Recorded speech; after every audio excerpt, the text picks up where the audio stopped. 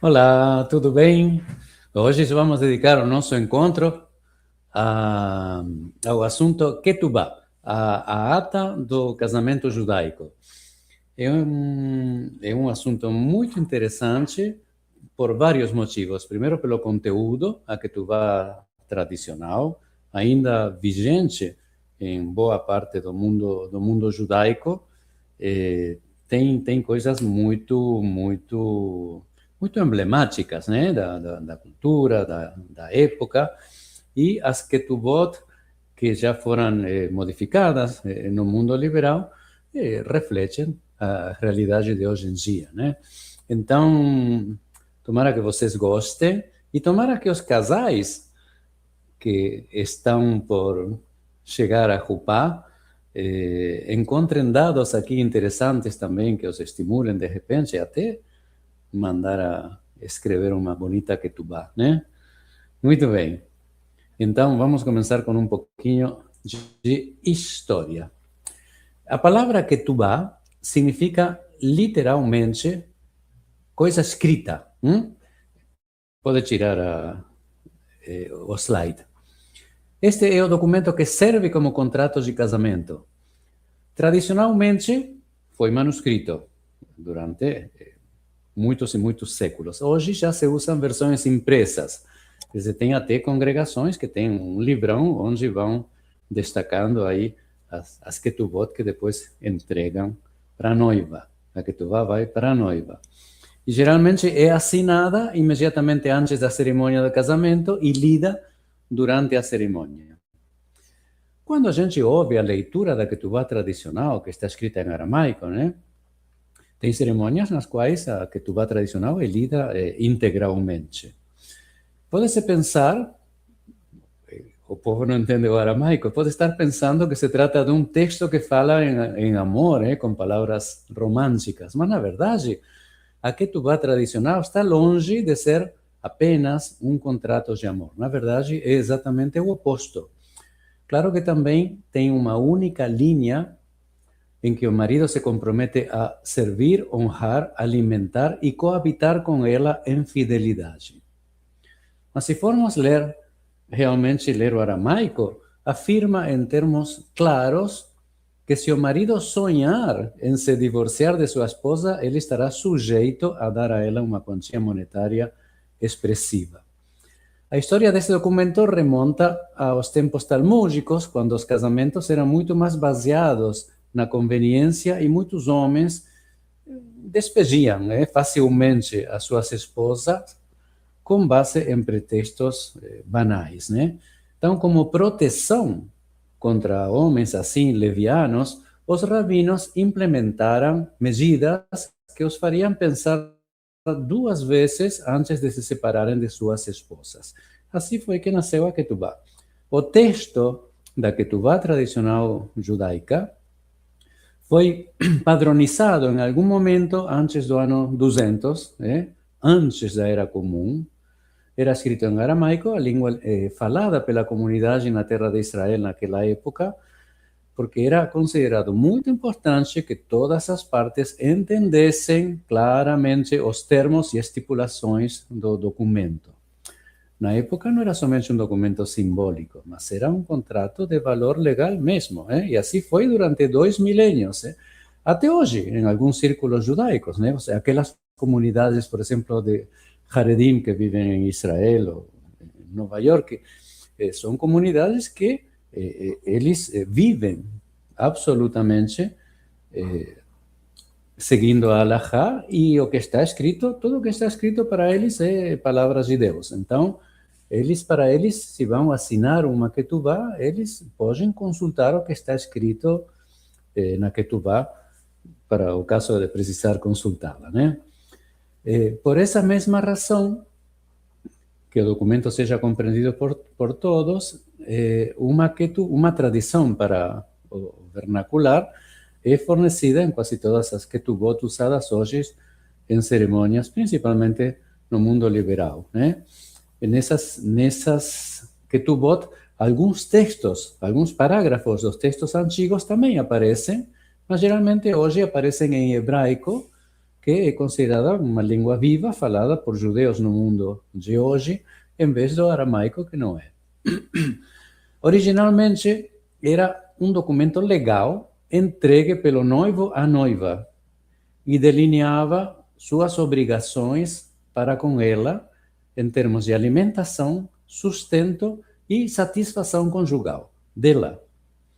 Numa época em que as mulheres tinham pouca segurança econômica, em comparação com culturas vizinhas em que as mulheres eram tratadas como propriedade, a Ketubá tradicional representou um grande avanço. Os sábios, então, tornaram obrigatória a leitura em voz alta desse texto que conseguia à noiva proteção legal em diferentes aspectos. É bem complicado, porque tem questões de herança, tem questões dela voltar a casar, tem até que a legislação é bastante ampla, é bastante complicada, tem ocasiões em que ela pode perder a Ketubá, os direitos que tem escrito nessa Ketubá por falhas na conduta dela. Então, tem a legislação respeito do que está escrito na Ketubá não é simples. Tem alguns números lá que são simbólicos hoje, né? Se continua escrevendo um número lá. Por exemplo, eu vou me divorciar, em caso de divórcio, eu vou pagar a ela tanto, né? Então, essa proteção era considerada tão importante que o casamento só era considerado legalmente válido após a colocação do anel e a leitura da Ketubá. Vamos ver um pouquinho o texto. Eu acho interessante. Na verdade, a Ketubá, pode tirar esse slide. Na verdade, a Ketubá era um contrato matrimonial que contém, entre outras coisas, o acordo de uma certa quantia a ser paga, por exemplo, na morte do marido, em caso de divórcio. Estabelecer uma quantia em caso de divórcio, então, como eu falei, foi uma medida estabelecida para limitar a facilidade do divórcio. Inclusive porque para o divórcio não é, em certos círculos, necessário o consentimento da mulher, o que deixava ela muito desprotegida. O texto tradicional, eu leio como curiosidade, insisto que esse texto é lido até hoje, né? Diz mais ou menos assim: no dia da semana tal, no dia do mês, do ano, desde a criação do mundo, a era segundo a qual estamos acostumados a contar aqui na cidade o lugar era muito importante e tradicionalmente na Europa é conhecido Ketubot, que não diz somente em Paris, diz em Paris, entre o rio Sena, e quer dizer, referências para que não haja nenhuma dúvida. E os nomes, claro, bem escritos, e depois no final da cerimônia, isso eu vou passar a depois. Então, diz assim: aqui na cidade de fulano, o noivo, disse a esta virgem, o nome da noiva. Por quê? Porque se coloca até hoje na Ketubá tradicional a palavra betulá, virgem, quando ela é solteira, se coloca a palavra matrachta, quando ela é divorciada, e se coloca giurta, quando ela é convertida. No mundo de hoje, gente. Então, seja minha esposa segundo a lei de Moisés e Israel, e eu trabalharei para você, a honrarei, apoiarei, sustentarei você de acordo com o costume dos maridos judeus que trabalham para suas esposas, honram, apoiam e sustentam-na fielmente. E reservarei para você 200 zuz. Isso se traduz como dinar, né? São dinares, né? 200 zuzim, né? Zuz. 200 zuz. Há muito tempo que se coloca o número 200, né? Claro que o noivo pode dobrar, triplicar essa quantia, ele pode prometer aí o que ele decidir, mas é o mínimo estipulado pelos rabinos e geralmente é o número simbólico, né? Então, reservarei para você 200 zuz em lugar da sua virgindade que lhe pertence segundo a lei de Moisés, e seu alimento, vestuário, necessidades vivirei com você em relações conjugais segundo o costume universal. E fulana, esta virgem, consentiu e tornou-se sua esposa.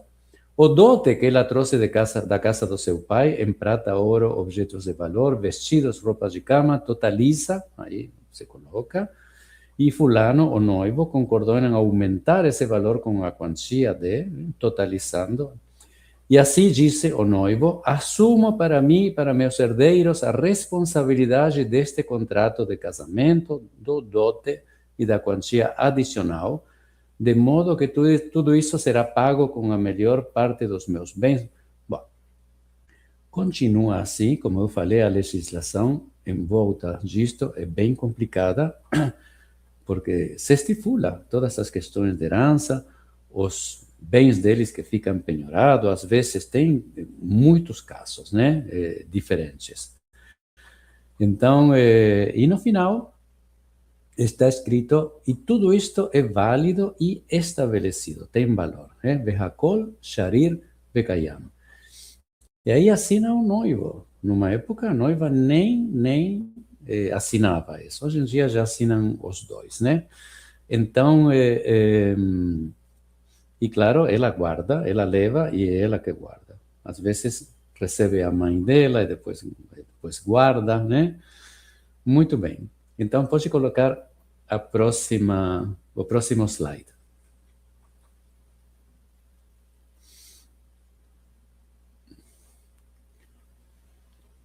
O próximo, isso. Muito bem. Pode maiorizar, como se diz, agrandar. Isso. Muito bem. Esse é o texto da Ketubá tradicional. Então, aí nós temos aqui vemos assim, Kesef, Zuzei, Matan, né? Que são 200, está em aramaico, né? De Hazei, Lige, Medoraita, né? Então, eu vou te dar, reservo para você, Betulaike, a tua virgindade, né? Reservo, por isso, 200 Zuzei, Matan, de Hazei, Lige, Medoraita, segundo a lei de Moisés, segundo comanda a lei, né? Então, tem uma história interessante que eu quero contar para vocês.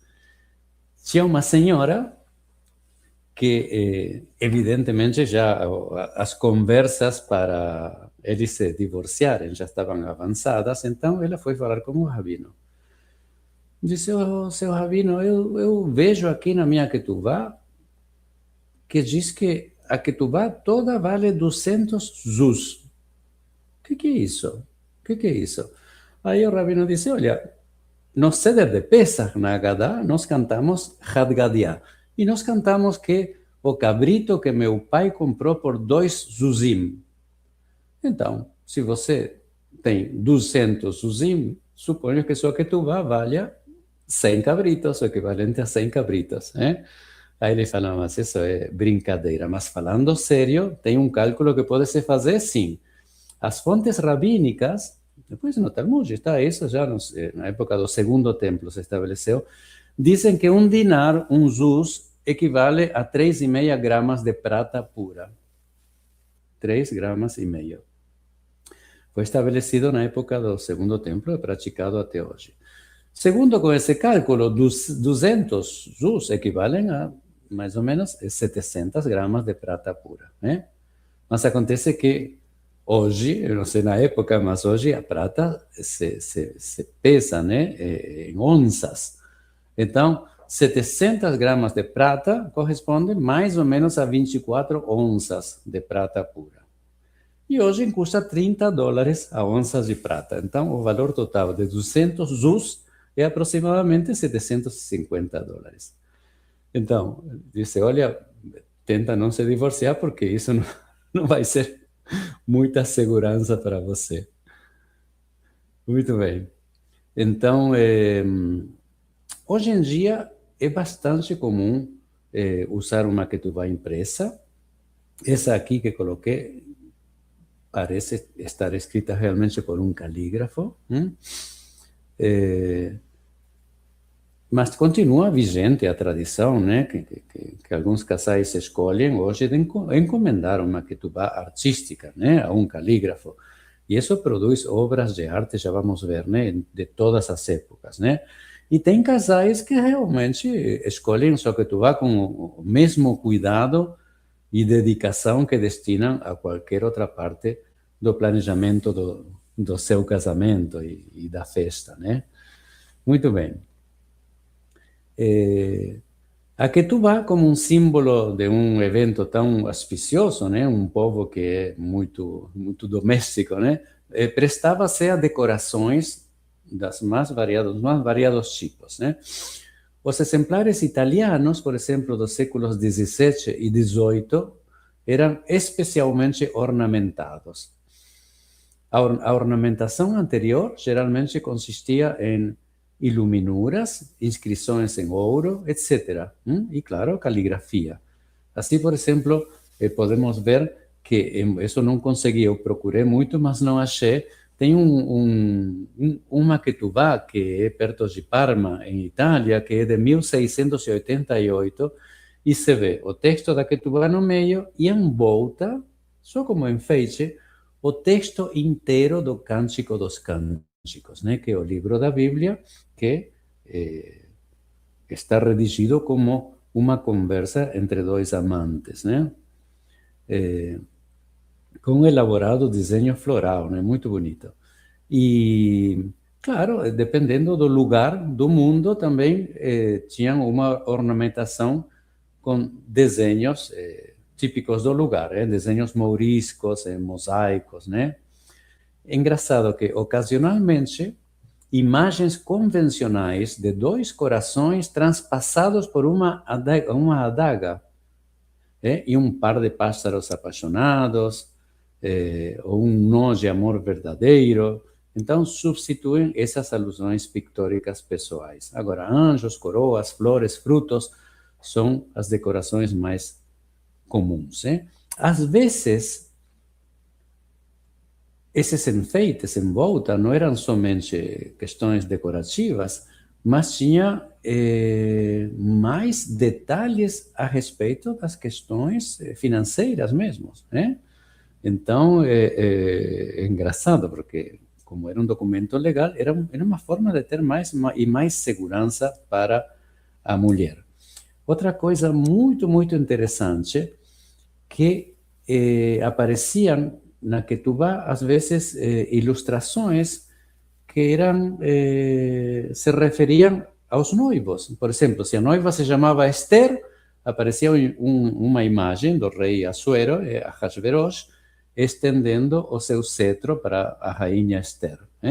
E quando Isaac, o noivo se chamava Isaac, havia uma representação do sacrifício de Isaac,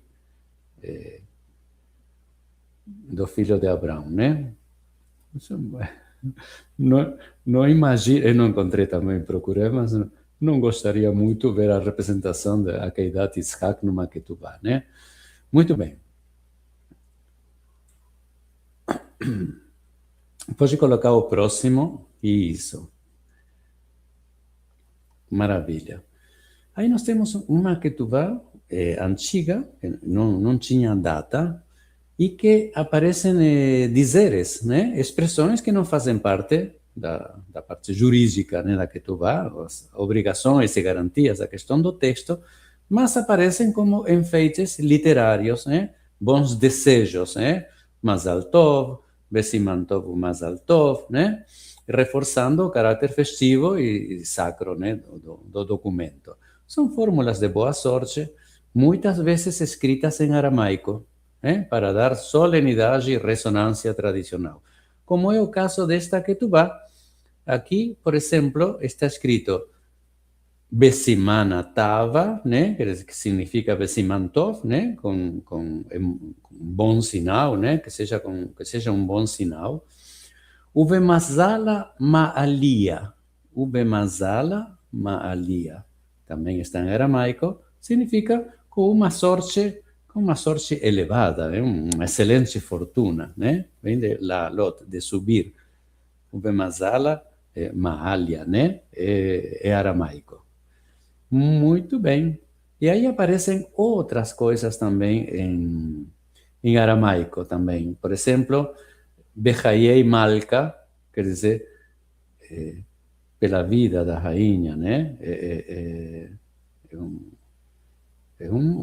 Também uma questão muito solene para colocar no Maquetubá, né? Beshiruta Tava, por exemplo, que é com boa sorte, com prosperidade, ó, Lealmei Almin, né? Em hebraico se fala Lealmei Olamim, né? Quer dizer, que seja eterno o casamento para todos os séculos dos séculos, né? Uma fórmula de eternidade, desejando duração perpétua ao vínculo, né? Ou senão, Beshiruta ou Beshalvata, com prosperidade e com paz, né? Desejo de harmonia e tranquilidade conjugal. Olha isso aí, Besimana Tava de la Ifsuk, em bom sinal, que não se interrompa o bom sinal, né? Uma fórmula de continuidade, desejando que a bênção seja duradoura. Pode colocar a próxima.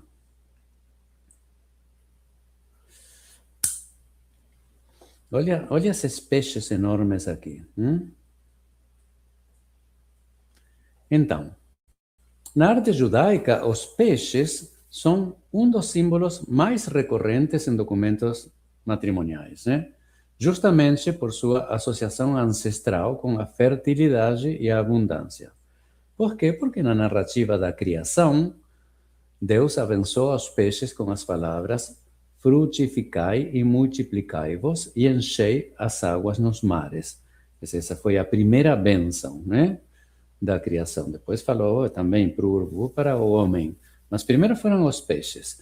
Essa bênção primeira os torna emblema de vida que se renova sem cessar.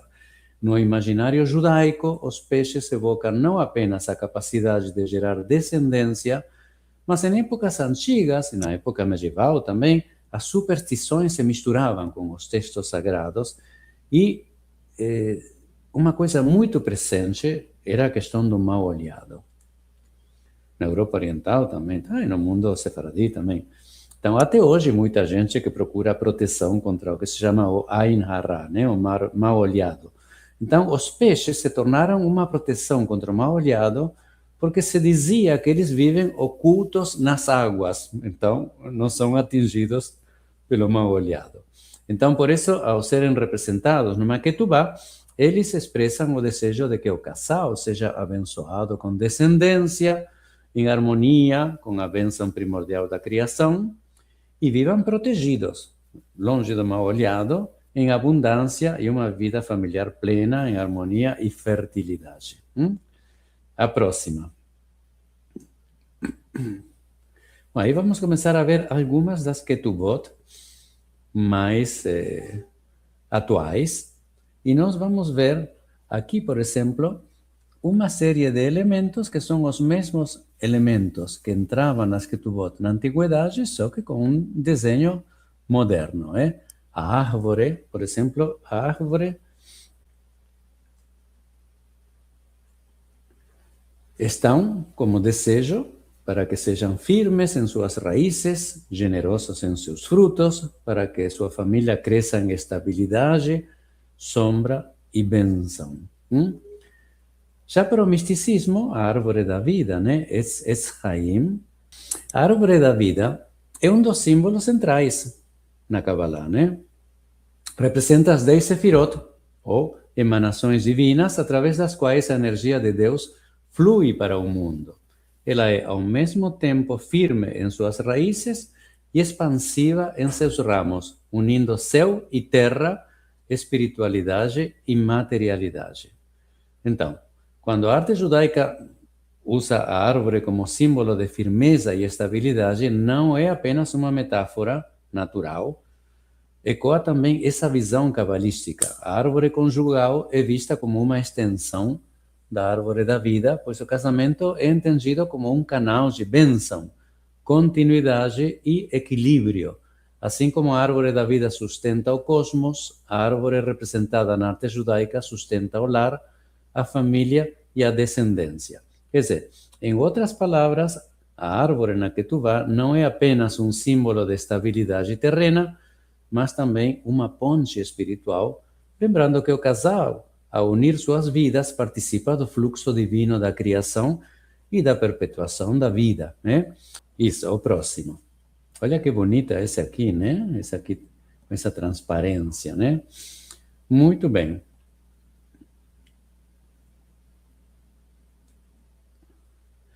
Os pássaros. Os pássaros se colocam nos desenhos de Ketubot desde sempre, com o desejo de que os noivos sejam como pássaros que cantam em pares, para que o amor deles voe livre, alegre e renovado a cada amanhecer. As romãs também são símbolo da fertilidade, mas também da abundância espiritual. Cada fruto contém muitas sementes, né? Muitas sementes. Temos esse símbolo, as romãs, né? Também em Rosh Hashanah. Nós comemos romãs em Rosh Hashanah porque elas se tornaram um símbolo não só de abundância, mas de mérito e bênção para o novo ano. Por que mérito? Porque a romã é tradicionalmente associada às mitzvot. Então, desejamos começar o ano acumulando boas ações. No jantar de Rosh Hashanah, quando comemos romãs, costumamos dizer que sejamos cheios de méritos, como a romã é cheia de sementes. Por estar cheia de sementes, a romã também simboliza fertilidade, prosperidade e multiplicação das bênçãos. Muito bem, pode passar para a próxima.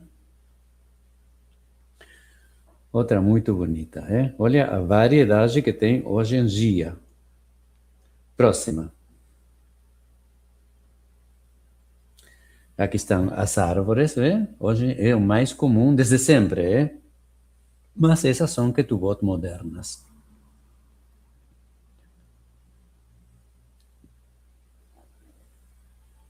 E tem dizeres, hein? Aqui, por exemplo, esta do meio tem escrito Anile Dodi Vedodi Li, né? Quer dizer, eu sou do meu amado e ele é para mim. Aqui são dizeres do Cântico dos Cânticos, do livro. Aqui, Matzati et She'ahava Nafshi. Eu encontrei aquele que a minha alma ama, né? Aqui também Anile Dodi Vedodi Li. Pronto, próximo. Olha que coisa bonita. Aqui tem a árvore e tem os pássaros, mas também tem mariposas, tem flores e tem um casal. E aqui tem uma tradução, nesse caso é ao inglês, né? No geral, essas Ketubot atuais que estou mostrando são todas dos sites dos calígrafos americanos que oferecem todas essas opções para fazer Ketubá. Próxima. Olha que coisa bonita isso aqui. Isso aqui está pensado para ser como um arco-íris, eu li lá na propaganda, né? Misturado com a árvore, com raízes, e as raízes tomam formas humanas, né? Aqui também tem o texto em hebraico, claro que o texto não é o tradicional, e aqui tem a tradução ao inglês. Próximo. Aqui estão as romãs, né? Essa é uma árvore de romãs, como nós falamos, nós usamos ela em Rosh Hashanah, e é um desejo também de fertilidade e de abundância e de boas ações, né? Para o casal em sua nova vida. Ou seja, cada elemento visual acrescenta uma camada de significado. Geralmente até as Agadot as Ketubot mais modernas utilizam desenhos que são tradicionais, símbolos que são tradicionais, né? Transformando a Ketubá num verdadeiro testemunho artístico da esperança, das bênçãos que todos invocamos para o novo casal, né?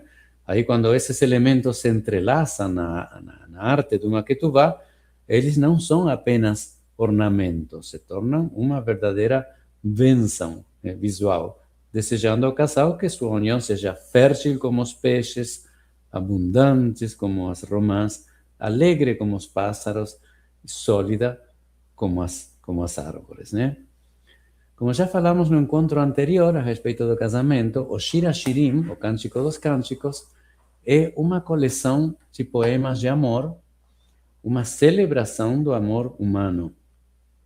À primeira vista, esse que é um dos livros mais belos da Bíblia, atribuído ao rei Salomão, parece ser uma canção de amor entre um homem e uma mulher.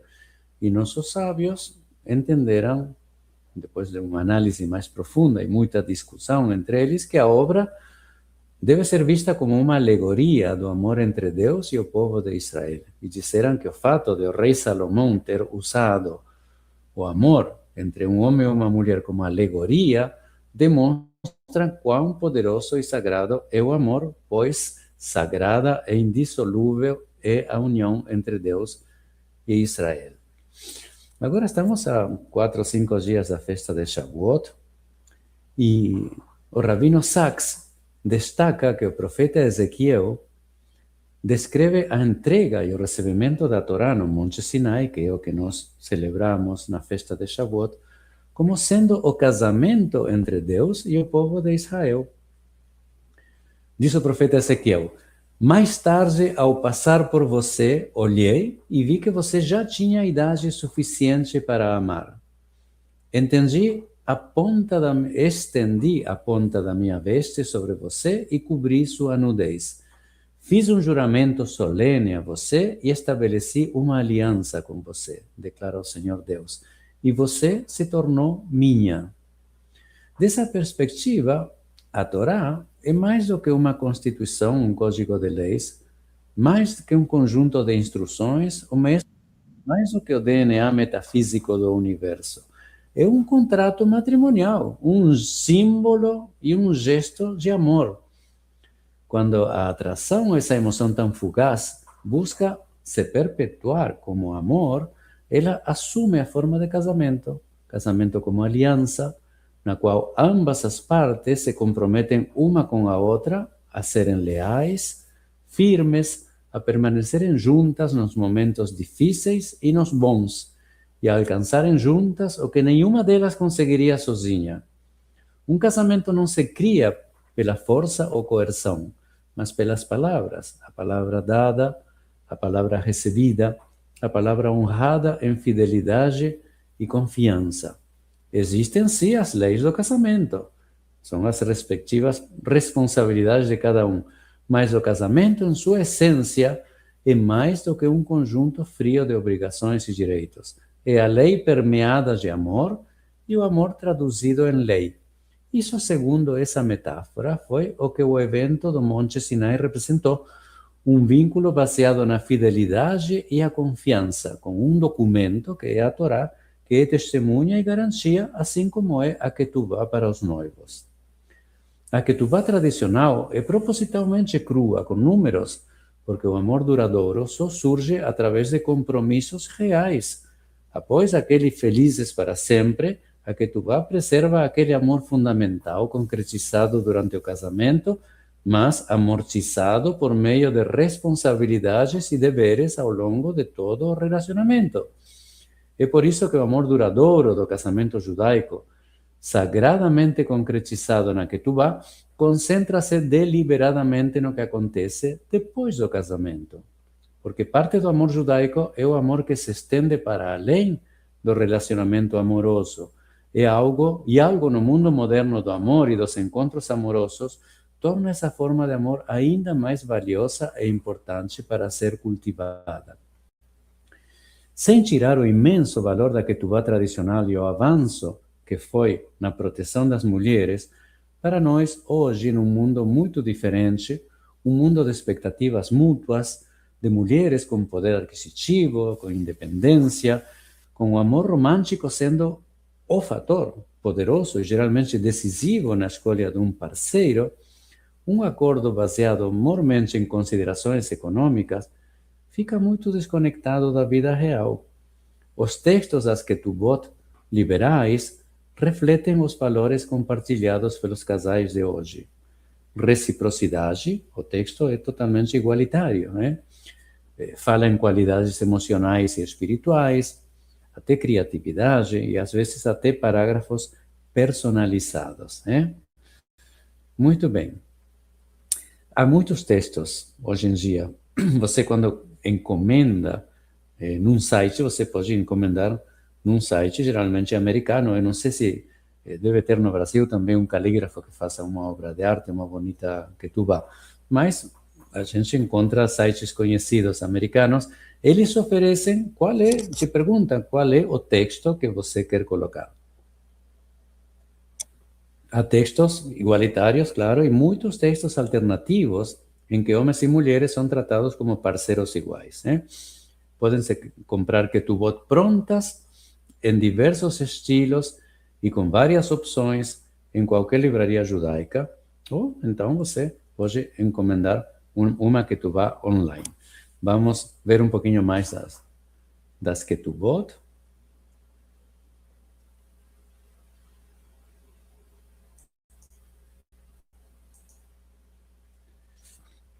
Então, volta mais para trás. Pode ser vários mais. A gente já viu. Muito bem, pode voltar para frente. Então, eu queria mostrar que encontrei entre as possibilidades das ketubot, essas fotos, pode parar aí. O artista calígrafo, né, hoje com diferentes tecnologias, novas tecnologias, oferece ketubot diretamente com as fotos do casal. Então, os dizeres, os desejos aí realmente variam, né? É muito interessante. Eu não tinha visto ketubot com a foto dos casais. Próximo. Então, pode tirar um pouquinho a minha e isso. Olha o que eles oferecem, por exemplo. Você pode comprar uma ketubá tradicional ortodoxa, né, que é o que eu estive hoje descrevendo, com uma tradução ao inglês, a tradução do movimento Masorti, né, conservative, uma ketubá igualitária, né, do movimento reformista. Interface, quer dizer, tem sinagogas nos Estados Unidos, principalmente, que celebram um casamento interreligioso e tem uma ketubá para isso. Mas isso é aniversário, não? Bom, aqui, outro alternativo. Aqui, casamentos homossexuais, né? Casamentos gays. E aqui, do movimento humanista. Existe um movimento, dentre os movimentos religiosos judaicos, existe o que se chama movimento humanista, mas, na verdade, já a palavra diz, né?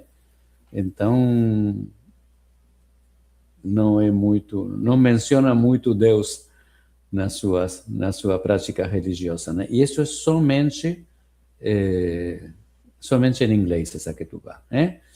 Eu vou ler um pouquinho do que diz a ketubá para um casamento gay, né? Entre duas mulheres ou dois homens, que para nós, culturalmente, ainda é uma coisa que nos surpreende, que não estamos tão acostumados, mas a gente tem que ir se acostumando, que é a nossa realidade hoje, né? Então, quando eu falo assim que ainda nos surpreende, não é porque a gente tenha qualquer tipo de preconceito, mas é pela falta de costume. Aconteceu originalmente também quando a gente viu uma mulher com talit, uma mulher com kippah, também surpreendeu. Não porque tivesse alguma coisa contra, mas é porque não estava acostumado, né? Eu vou ler partes da ketubá para um casamento gay. Pode colocar a próxima. Olha aqui. No primeiro dia da semana, no dia tal, corresponde, fulano e fulano, entraram neste pacto mútuo como parceiros iguais, companheiros amorosos e solidários na vida, Estes anéis simbolizam nosso compromisso um com o outro, como amados e amigos, diante de Deus e destas testemunhas. Nós nos empenharemos em valorizar e respeitar um ao outro com honra e integridade, enquanto criarmos juntos um futuro de amor. Que Deus nos conceda a determinação de sermos nós mesmos e a coragem de seguir o caminho que escolhemos. Tira a minha imagem para poder ler, por favor, ou bota para cima. Com esta cerimônia, afirmamos nossa intenção de oferecer um ao outro as proteções e privilégios de todos os casais que se amam, que nossas vidas se entrelacem para sempre e se tornem uma só, em ternura e devoção. Próximo. Ao partilharmos as experiências cotidianas da vida, prometemos buscar uma intimidade que nos permita expressar nossos pensamentos e sentimentos mais profundos, ser sensíveis em todo momento às necessidades um do outro, compartilhar as alegrias da vida e confortar-nos mutuamente nas tristezas, desafiar-nos para alcançar realização intelectual e física, bem como serenidade espiritual e emocional. Prometemos também estabelecer um lar no seio da comunidade de Israel, comprometido com a criação de uma sociedade inclusiva, um ambiente de amor dedicado à paz, à esperança e ao respeito por todas as pessoas, uma família repleta de afeto e aprendizado, bondade, generosidade, conforto e compaixão. Entramos com alegria neste pacto e aceitamos solenemente suas obrigações. Tudo isto é válido e vinculante, é a mesma expressão da Haggadah tradicional, da Ketubá tradicional, Vehakol, Sharir, Vekayam, que se requer também a assinatura das testemunhas, né, e do ministro religioso oficiante. Então, vocês veem que tem muita coisa aqui inspirada nos dizeres da Haggadah. Eu estou com a Haggadah hoje, com a Ketubá tradicional, mas tem muita coisa que é o que duas pessoas hoje em dia almejam para ter na sua vida e que esperam do outro e que eles estão claramente pedindo. É um texto que eu estou achando muito bonito e eles vêm procurar as bênçãos, né, que nós invocamos para os casais, e eles querem formar um lar no seio da comunidade de Israel. Por isso que vem na sinagoga para fazer o casamento religioso. Muito bem. O próximo. Muito bem, gente. Então, isso foi o que eu trouxe hoje para a Ketubá. E na semana próxima, eu acho que vou continuar um pouquinho com o casamento judaico, que tem algumas coisas interessantes para mostrar, alguns outros detalhes também. Vai ter muita música, muitas mais músicas que são cantadas também, que até podem servir para os casais, né? Os que estão por casar podem, vendo isso, podem ter opções para escolher para suas cerimônias. Tá bom? Então, obrigado e até a próxima.